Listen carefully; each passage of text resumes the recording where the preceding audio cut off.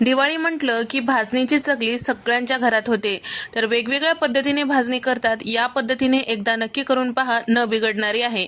आणि 1 किलो इथे मी जाड तांदूळ घेतलेला आहे. अर्धा किलो चना डाळ, 100 ग्राम मुगाची डाळ, 100 ग्राम इथे मी उडदाची डाळ घेतलेली आहे. सोबतच 25 ग्राम धने आणि त्याचबरोबर 50 ग्राम पोहे घेतलेले आहे.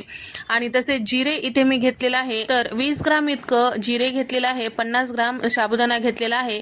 तर इथे आपल्याला वाटीने जर प्रमाण बघायचं असेल तर 3 वाटी तांदूळ आणि 1.5 वाटी चना डाळ आणि अर्धी वाटी उडदाची डाळ, अर्धी वाटी मुगाची डाळ, वाटीभर पोहे आणि अर्धी वाटी इथे मी साबुदाणा घेतलेला आहे, अर्धी वाटी धने आणि त्याचबरोबर साधारण पाव वाटी इतकं इथे मी जिरे घेतलेलं आहे. सगळे धान्य आपल्याला कोरड्या कापडाने पुसून घ्यायचे. जर तुम्हाला तसं करायचं नसेल तर तुम्ही स्वच्छ धुवून फॅन खाली नितळून त्याचबरोबर सुकल्यानंतर भाजून घेऊ शकता.